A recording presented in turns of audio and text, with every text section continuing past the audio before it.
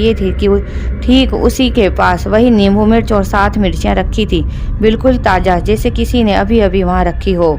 ये घटना सुनकर वहाँ पर एक पत्रकार पहुँचा। उसने भी उसी चौराहे पर जाने की गलती की। शेखर, जो कि एक खोजी पत्रकार था, इन घटनाओं की सच्चाई जानना चाहता था।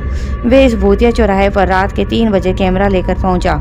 उसने वीडियो रिकॉर्डिंग शुरू की और चौराहे पर रखे नींबू मिर्च के पास बैठकर कहने लगा, अगर वहाँ सच में कोई आत्मा है तो सामने आकर बताए। उसने कहा, अगर सच में कोई आत्मा यहाँ पर है तो सामने आकर दिखाओ।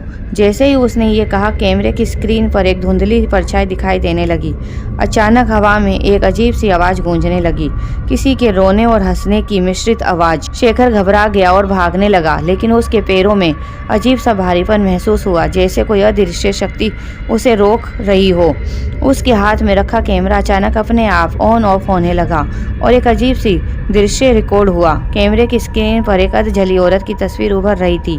उसकी आंखों से खून टपक रहा था और वे धीरे धीरे कैमरे में करीब आ रही थी। अगली सुबह शेखर का शव उसी चौराहे के पास पड़ा मिला और उसकी आंखें डर से फटी हुई थी और उसके पास वही नींबू मिर्च पड़े हुए थे। आसपास के बताते हैं कि कई साल पहले उसी चौराहे पर एक औरत को डायन कहकर जिंदा जला दिया गया था।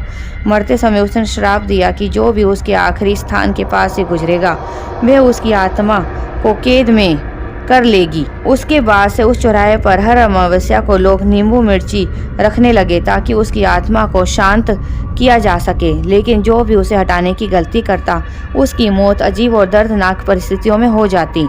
अगर कभी आप भी किसी चौराहे पर नींबू मिर्च को देख लें तो उसे छूने या लांघने की भूल मत करना। कौन जानता है वो सिर्फ एक टोटका हो या किसी अनदेखी ताकत का फंदा जो आपकी आत्मा को शिकंजे में लेने के लिए तैयार बैठी हो। रात के 3 बजे उस चौराहे से क्या आप गुजरने की हिम्मत करेंगे? कमेंट करके हमें बताएं। साथ ये भी बताएं कि क्या आपने कभी चौराहे के नींबू मिर्च पड़े हुए देखे हैं और उनको क्या हाथ लगाया है?